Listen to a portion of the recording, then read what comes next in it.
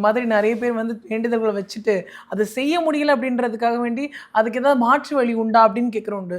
இப்ப வந்து நான் இந்த ஒரு வேண்டுதல் வைக்கிறேன் சார். நான் இங்கேருந்து பழனி வரைக்கும் பாத யாத்திரை வரேன் அப்படின்னு ஒருத்தவங்க வேண்டிக்கிறாங்க அப்படின்னா, அவங்களால அது முடியல அப்படின்ற பட்சத்தில, நான் ஒரு ரூ. 100 உண்டியல் போட்டுறேன். அது சரி கட்டிக்கலாம் அப்படின்ற மாரி ஒரு முடிவு எடுக்கிறாங்க இல்லையா? அது சரியா இருக்குமா சார்?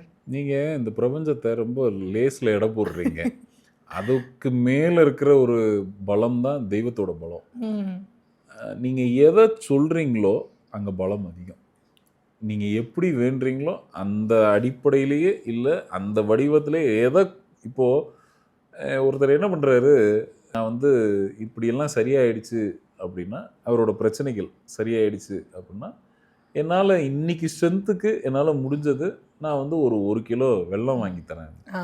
அப்படின்னு பிரார்த்தனை பண்ணிக்கிறாரு. அவர் என்ன பண்றாரு, அந் அத மீறி அவருக்கு நெறைய பணம் கிடைச்சிருச்சு. லைஃப்ல வேற ஒரு கட்டத்துக்கு வந்துட்டாரு. இன்னைக்கு அவரால ஒரு 1000 கிலோ வெல்லம் கூட வாங்கி குடுக்க முடியும். ம்.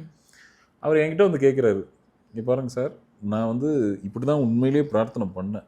ஆனா இன்னைக்கு நல்லா வளர்ந்துட்டேன். இன்னைக்கு பெரிய லெவல்ல டக் டக் டக் டக்ன்னு வந்துட்டேன் மேல. இப்ப அந்த பிரார்த்தனைய போய் நிறைவேத்தணும்னு நெனைக்கிறேன். நான் 1 கிலோ குடுக்கணுமா? இல்ல 1000 கிலோ குடுக்கலாமான்னு?" நான் அவர்ட்ட சொன்னது, எத நீங்க பிரார்த்தனை பண்ணீங்களோ, அந்த அளவ மீறி நீங்க 100 கிராம் கூட எக்ஸ்ட்ரா குடுக்க வேண்டாம். ம். ஏன்னா, அன்னைக்கு நீங்க என்ன நிலையில இருந்தீங்க, அத பார்த்து தானே தெய்வம் வந்து ஓகே, கிரீன் சிக்னல், கேரண்டி ம். அப்படின்னு குடுத்துட்டாங்கல்ல. நீங்க என்ன பிரார்த்தனை பண்ணீங்களோ, அத மட்டும் குடுத்தா போதும். நீங்க 2 வாழைப்பழம் தான் தரேன்னு சொல்லியிருந்தீங்கன்னா, அந்த 2 வாழைப்பழத்த மட்டும் குடுங்க. அத தாண்டி தெய்வம் ஒண்ணும் உங்கள்ட்ட எதிர்பார்க்க போறதில்ல. என்ன தெரியுமா இங்க பேசுது?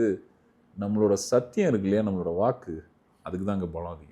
ம். அத நம்பி தான் இப்ப நம்ம ஒரு செக் குடுக்குறோம்ல, ஆமா. அந்த மாதிரி. அந்த அந்த வார்த்தைக்கு தான் அந்த பிரபஞ்சம் கட்டுப்பட்டு அப்படி ஒரு வேலைய செஞ்சு குடுக்குது. அதனால எத நீங்க பிரார்த்தனை பண்றீங்களோ, அதுக்கு மீறி எக்ஸ்ட்ரா நீங்க எதுவும் செய்ய வேண்டாம். உங்க பலத்துக்கு உட்பட்டு செய்ய பழகிக்கங்க. அது ரொம்ப முக்கியம்.